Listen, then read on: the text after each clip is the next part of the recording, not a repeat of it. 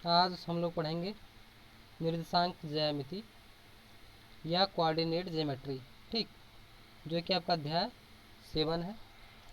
तो पिछली क्लास में हम लोगों ने पढ़ा था, ठीक है, कि किसी बिंदु की, जैसे कोई बिंदु मान लो यहाँ पे है, ये एक्स एक्स आपका होता है और ये आपका वाई एक्स होता है, और दोनों बिंदु जहाँ पे दोनों अक्षें एक दूसरे को यहाँ पे काटते हैं उसे हम लोग क्या कहते हैं, मूल बिंदु कहते हैं। अब देखिए वाई एक्स से किसी बिंदु की दूरी जो होती है वो कहलाती है किसी बिंदु की भुज। जैसे मान लो यहाँ पे क्या है, ए बी हो गया, कोई बिंदु है आपका ए बी, बिंदु ए की निशान क्या है ए बी। तो जो इसका भुज है ए, ये आपकी एक्स अक्ष से दूरी होती है। कहाँ से दूरी होगी, एक्स अक्ष से दूरी होगी, ये दूरी आपकी ए है। जो कोट होती है एक्स नहीं, वाई अक्ष से दूरी होती है। क्या, जो भुज होती है आपकी वाई अक्ष से दूरी होती है, और जो कोट होती है वो कहाँ से दूरी होगी, एक्स अक्ष से। ये दूरी क्या होगी आपकी बी, क्योंकि यहाँ पे ए क्या होता है, भुज होता है, और बी क्या होती है, कोट। भुज आपकी वाई से दूरी है और कोट क्या है, एक्स से दूरी होती है, ठीक है। तो सबसे पहले हम लोग भुज को लिखते हैं और फिर कोट को लिखते हैं, या फिर भुज को एक्स निर्देशांक बोलते हैं, कोट को वाई निर्देशांक बोलते हैं। इसके बाद हम लोग आगे देखते हैं पढ़ना क्या है। ये सब चीज़ें आप लोग पढ़ चुके हो। इसके बाद आपका आता है दूरी का सूत्र, ठीक है। दो बिंदुओं के बीच की दूरी पता कैसे करते हैं हम लोग। तो जैसे यहाँ पे दिया गया है, दो शहर ए और बी हैं। ए से 36 किलोमीटर पूरब और 15 किलोमीटर उत्तर दिशा में है बी शहर, ठीक है। ए से बी क्या है, 36 किलोमीटर पूरब और 15 किलोमीटर क्या है, नॉर्थ डायरेक्शन में है। तो ए बी के बीच की दूरी कैसे पता करेंगे हम, यहाँ पे पाइथागोरस प्रमेय लगाएंगे। 36 का वर्ग और प्लस 15 का वर्ग, दोनों को सॉल्व कर लेंगे, जो आएगा सो ए और बी के बीच की दूरी हो जाएगी, ठीक है। जब भी हम दो बिंदुओं के बीच की दूरी लेते हैं तो यहाँ पे जो वर्गमूल होता है, जैसे मान लो आपने पढ़ा होगा एक्स स्क्वायर बराबर अगर मान लो 25 है, तो एक्स बराबर क्या होता है, +-5। लेकिन दूरी के संदर्भ में जब हम दूरियां पढ़ रहे हैं दो बिंदुओं के बीच की, तो यहाँ पे हम लोग निगेटिव वर्गमूल नहीं लेंगे, यानी माइनस चिन्ह को हमें यहाँ पे नहीं लेना है। हम माइनस चिन्ह को यहाँ पे क्या करेंगे, छोड़ देंगे।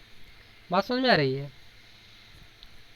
हम केवल धनात्मक लेंगे, या ऐसे कहो कि ऋणोत्तर लेंगे हम, ठीक है। यानी ऋण ना हो, जीरो हो, अगर आ रहा है दो बिंदुओं के बीच की दूरी तो जीरो ले लेंगे, या फिर धनात्मक आ रहा है तो धनात्मक लेंगे। ऐसे यहाँ पे है, आपका कह रहा है दो बिंदुओं के बीच की दूरी, ए और बी के बीच की दूरी पता करनी हो, तो बी की दूरी क्या है मूल बिंदु से, मूल बिंदु से बी की दूरी 6 इकाई है, क्योंकि यहाँ से यहाँ तक की दूरी क्या है 6। तो ओ से बी की दूरी क्या हो गई, 6 हो गई। और अगर ओ से ए की दूरी की बात करें, ओ से ए की दूरी तो कितनी यूनिट है, 4। तो घटाएंगे तो आएगा कितना आपका, ये 2 यूनिट आएगा। ये तो सीधा सीधा हो गया, आप जोड़ के या घटा के प्राप्त कर रहे हो। देखिए नहीं तो आप करते क्या, यहाँ पे या तो दूरी का सूत्र आप प्रयोग करोगे, या इसे अगर दूसरे शब्दों में हम समझें तो अगर हमें ओ ए पता करना हो, ओ ए तो हम कहेंगे ओ बी, ओ ए नहीं, ए बी अगर हमें पता करना हो ए बी, तो ओ बी में से ओ ए को घटा लेंगे हम लोग, तो हमें क्या मिलेगा, ए बी मिलेगा। ध्यान से देखिए बच्चे, यहाँ पे ये पूरी की पूरी दूरी क्या है, ओ बी है। ओ बी में से अगर इतने को हम निकाल दें, ओ बी में से इस पॉइंट को अगर हम निकाल दें, इस पॉइंट को, तो आपके पास जो बचा है ए वाली दूरी वही ए बी है। तो ए माइनस ए बी पता हो जाएगी इस प्रकार से। और इस प्रकार से अगर यहाँ पे देखें हम सी डी के बीच की दूरी, तो सी डी के बीच की दूरी कैसे पता करेंगे, ओ डी माइनस में क्या, ओ सी। तो आपको मिलेगा क्या, सी डी की दूरी, जो कि आपको मिलेगा क्या, 8 माइनस में 6 बराबर कितना, 8 नहीं 6 नहीं, 8 माइनस 3 यहाँ पे है। 8 माइनस 3 इक्वल टू कितना आएगा, ये 5 आएगा। अगर हम चाहे दूरी के सूत्र का प्रयोग करें तो दूरी के सूत्र का प्रयोग करके भी हम लोग इसे प्राप्त कर सकते हैं। तो अभी आगे आने वाले 102 मिनट में हम देखेंगे दूरी का सूत्र क्या है, और फिर दो बिंदुओं के बीच की दूरी हम सूत्र की सहायता से प्राप्त करेंगे।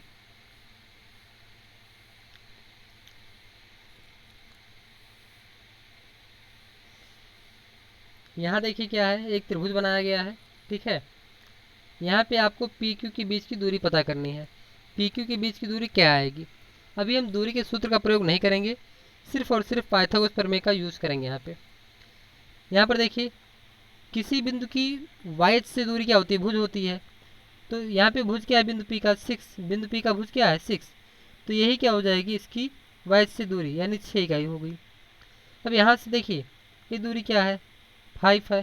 क्योंकि यहाँ देखिए दूरी 5 जो माइनस में दी गई है, लेकिन हम दूरी के संदर्भ में माइनस चिन्ह को छोड़ देते हैं। तो जितनी दूरी ओ से एस की होगी, उतनी दूरी आर से टी की होगी, यानी कि 5।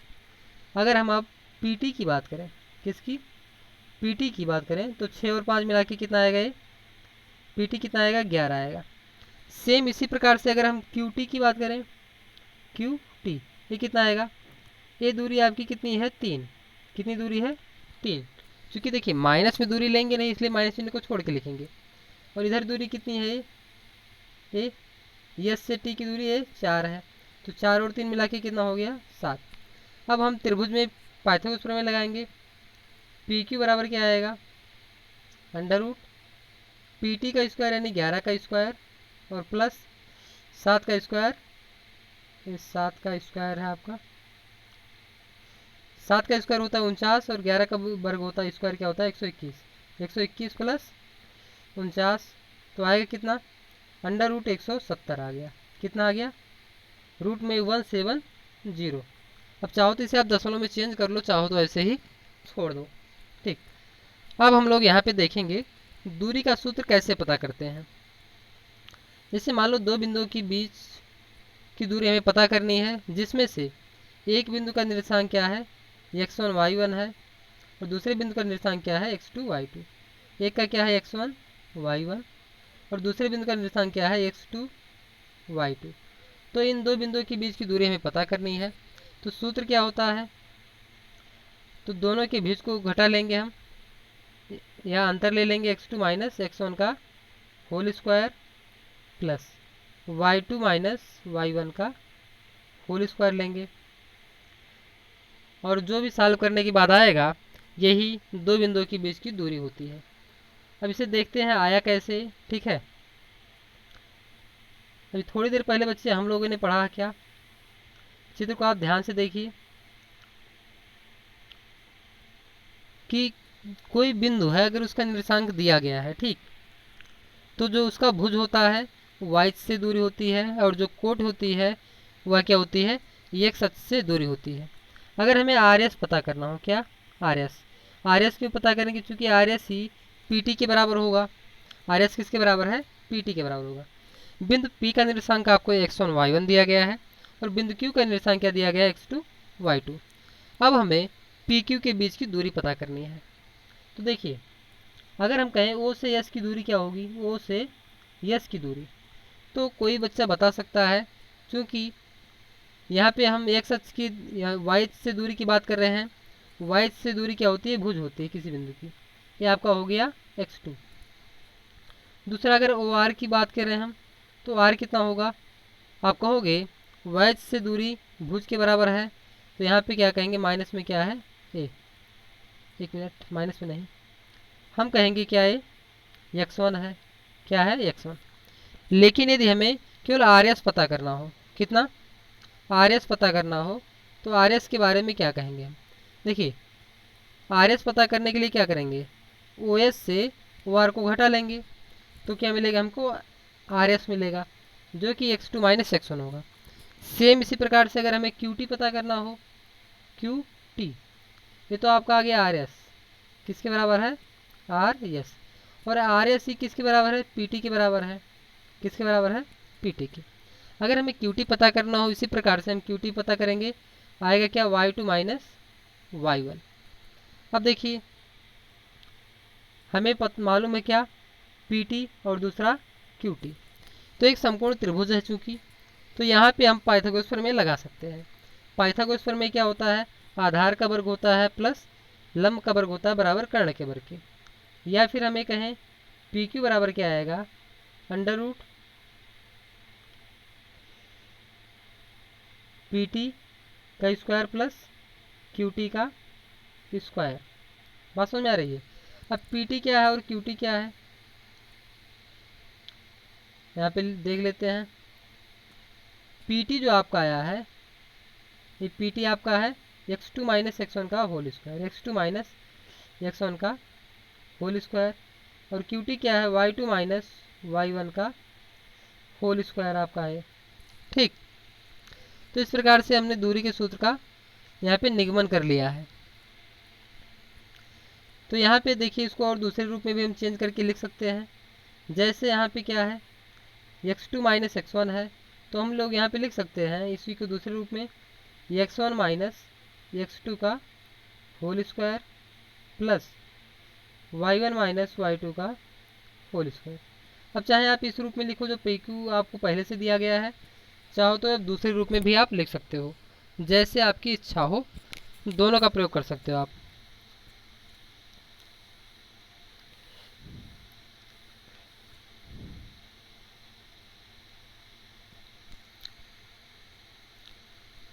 अब यहाँ पर देखिए, यदि यही क्या हो, आपसे कहे कि मूल बिंदु से दूरी बताइए, कहाँ से दूरी बताना है, मूल बिंदु से, तो आप किसी एक बिंदु को क्या मान लो, जीरो मान लो, जीरो जीरो, तो एक बिंदु क्या हो जाएगा आपका, जीरो जीरो हो जाएगा।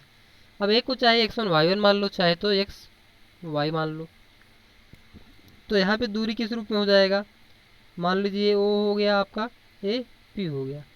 अगर दूरी आपसे कह रहा है ओ पी, क्योंकि मूल बिंदु से दूरी की बात कर रहा है, तो आप क्या करोगे, x माइनस जीरो का whole square plus y minus zero का होल स्क्वायर। भुज से भुज को घटा के बर करेंगे और कोट से कोट को घटा के बर करेंगे, तो जीरो का कोई मतलब होता नहीं है घटाने के बाद या जोड़ने के बाद।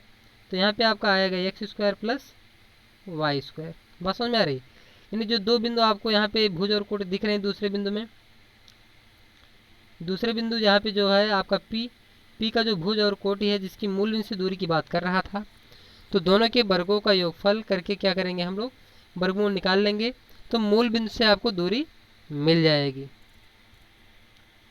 नेक्स्ट आगे एग्जाम्पल आपको दिया गया है, कह रहा है क्या बिंदु 3 2 -2 -3 2 3 एक त्रिभुज बनाते हैं, यदि हाँ तो बताइए कि किस प्रकार का त्रिभुज है।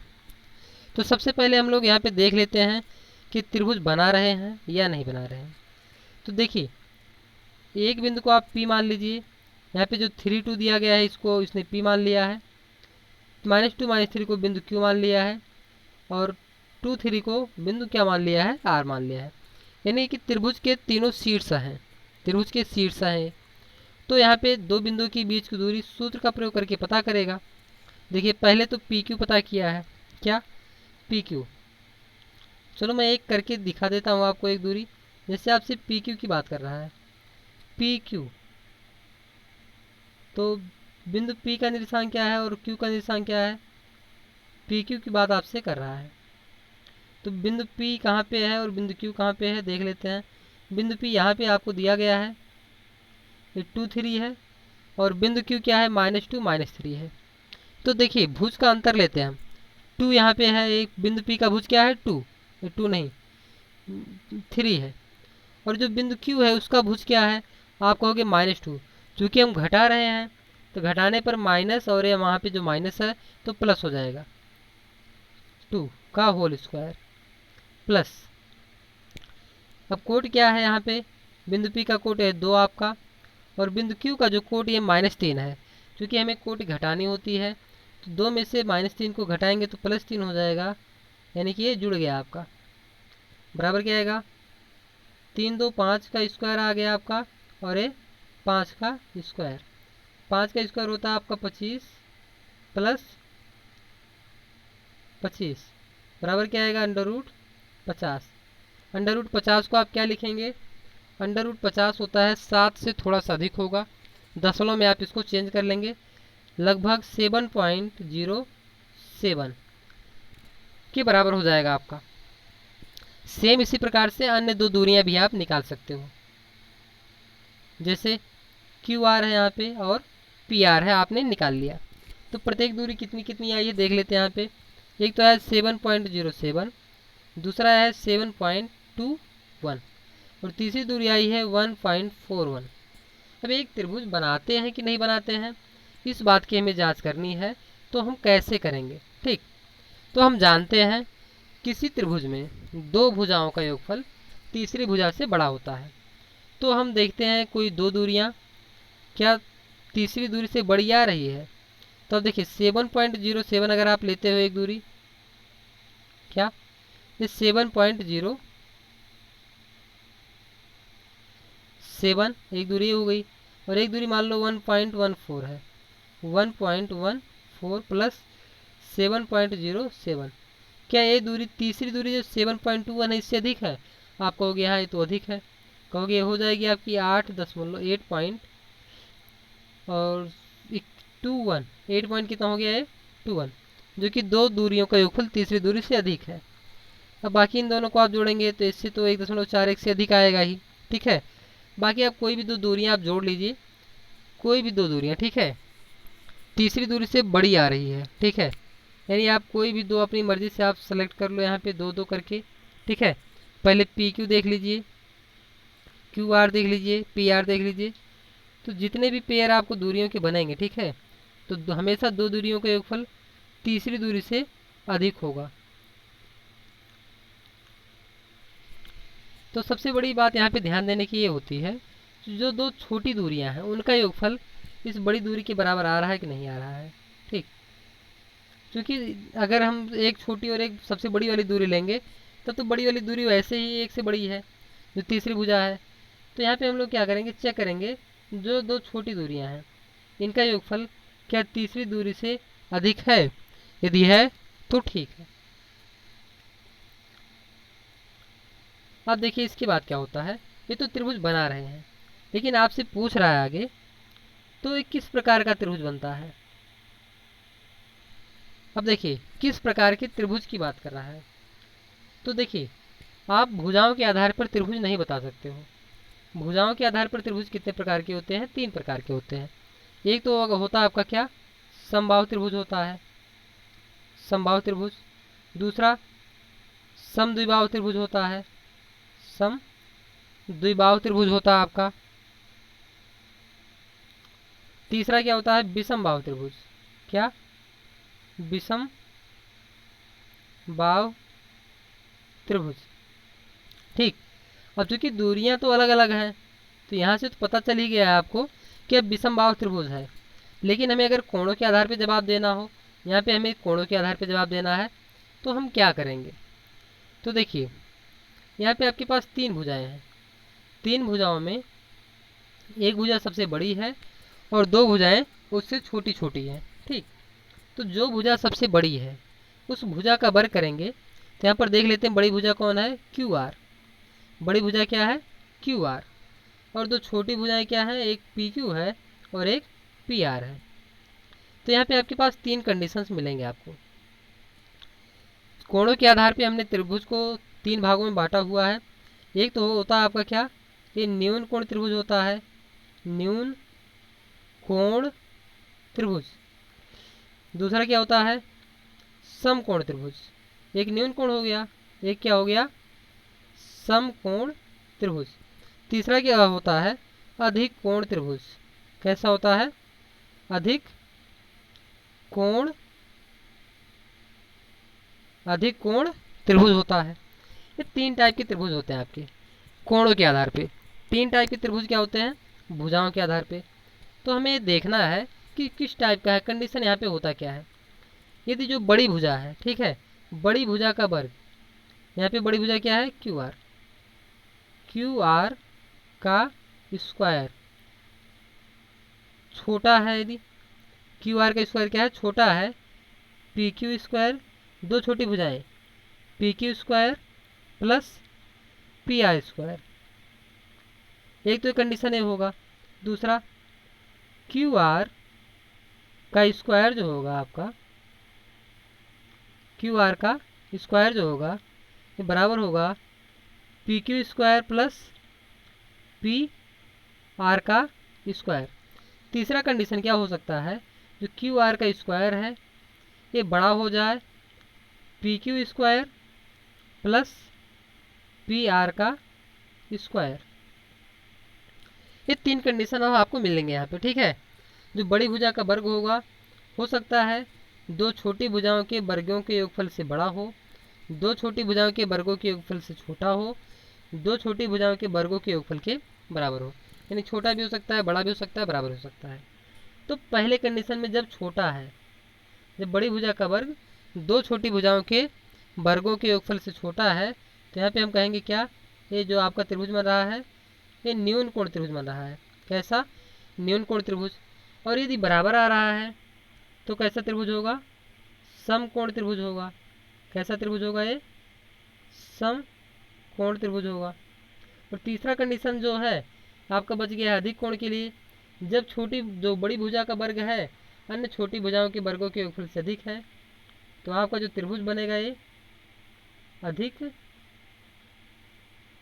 कोण त्रिभुज बनेगा। कैसा त्रिभुज बनेगा? अधिक कोण त्रिभुज। अधिक है तो अधिक कोण, न्यून माने कम होता है, अगर कम है तो न्यून कोण त्रिभुज, और बराबर है तो आपका ये समकोण त्रिभुज हो गया। ये 3 कंडीशंस आपके पास होते हैं। तो देखिए तीनों में से किस कंडीशंस को फॉलो करेंगे। 3 साइड्स आपको मालूम है, पी क्यू भी मालूम है, क्यू आर भी मालूम है और पी आर भी मालूम है। तो यहाँ पर देखिए इसने किया है स्वयं से ही। तो देखिए 2 छोटी भुजाओं के वर्गों का योगफल बड़ी भुजा के वर्ग के बराबर आ रहा है। तो यहाँ पे हम कहेंगे कि कैसा त्रिभुज है? समकोण त्रिभुज है। कैसा त्रिभुज है? समकोण। यानी पी क्यू आर एक समकोण त्रिभुज होगा आपका। बात समझ में आ रही है इतनी? ठीक। ये समय कितना हो गया इस वीडियो का? 21 मिनट हो गया है। हमें लगता है अब अधिक हो रहा है, तो इसको यहीं पे रोक देते हैं। इसके आगे हम लोग नेक्स्ट वीडियो में देखेंगे एग्जाम्पल नंबर 2 से।